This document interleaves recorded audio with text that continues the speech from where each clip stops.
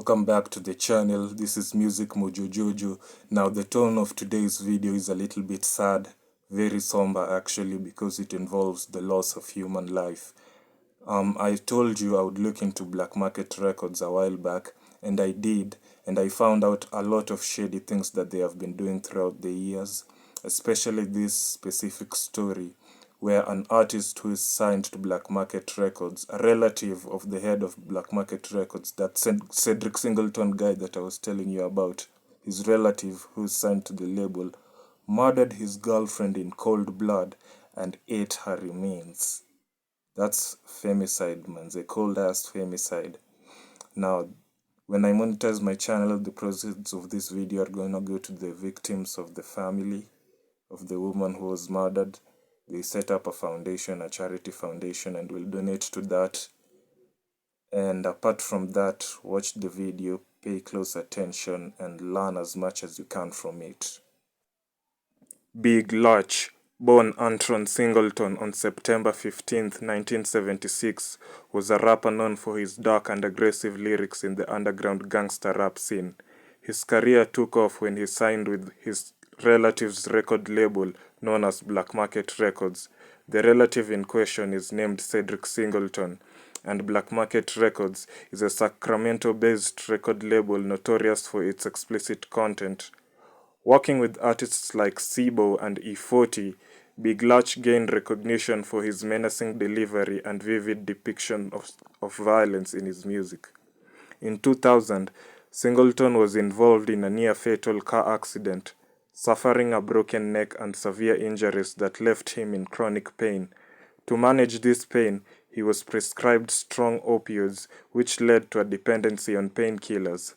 Over time, Singleton began using PCP, phencyclidine, recreationally, a powerful hallucinogenic notorious for inducing psychosis, paranoia, and violent behavior. His escalating drug use severely impacted his mental health, alienating those around him and derailing his music career. On April 10, 2002, Singleton committed a horrific crime that shocked the public. While under the influence of PCP, his drug of choice, he brutally murdered Tynisha Saiz, a 21-year-old woman and a friend he had been staying with in Los Angeles. Saiz's boyfriend, Thomas Moore, had left the apartment earlier that day, leaving the two alone. When Moore returned, he found a gruesome scene. Saiz's lifeless body had been mutilated, with deep lacerations on her chest and face. Pieces of her lungs were missing, and bite marks were found on her body. Blood was smeared across the walls, suggesting a frenzied and violent attack. Shortly after, Singleton was found wandering the streets of Los Angeles naked, covered in blood, and ranting incoherently. Police arrested him, and forensic tests later revealed that Saiz's lung tissues were located in Singleton's stomach, confirming that he had consumed part of her body during the attack. The investigation quickly tied Singleton to the crime. The bite marks on Saiz's body matched his dental records, and forensic evidence at the scene confirmed his involvement. While the defense argued that Singleton's actions were a result of PCP-induced psychosis and impaired mental state, the prosecution contended that he was still responsible for his actions. In 2003, Singleton was convicted of first-degree murder and sentenced to life in prison without the possibility of parole. The court determined that, despite his drug-induced state, he posed a significant danger to society and should be held accountable. Since his conviction, Singleton has claimed his innocence, alleging that he was framed and that evidence was manipulated. However, all of his appeals have been denied. His story has become a cautionary tale, highlighting the devastating effects of substance abuse, particularly PCP, and its potential to drive individuals to commit unspeakable acts. The murder of Tynisha Saiz's family was very devastating. Described as a kind, caring young woman, Sais's life was tragically cut short in an act of unimaginable violence.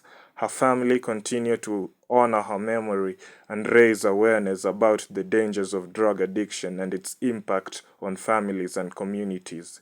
Big Lurch remains incarcerated, his once promising music career forever overshadowed by a horrifying crime that has left a lasting mark on those involved. Now, I'd like to go back to Fathermoh. These are the people you are involving yourself with. This guy, he's a relative of Cedric Singleton, the guy who owns Black Market Records. This guy was signed to Black Market Records. He's your label mate. You should know him. You probably know him. Kama Singleton hajawaambia hiyo story, he really should. You should confront him with this information, because Black Market have done their best to hide this story. But through searching the internet, I was able to find it, and it's a very gruesome story. My heart goes out to the family of Tainisha Sais. And furthermore, you should be really careful surrounding yourself with these people. This is the end of today's video. I am in a very somber mood. I don't even have the energy to end the videos the way I end them. But subscribe to the channel. More content dropping.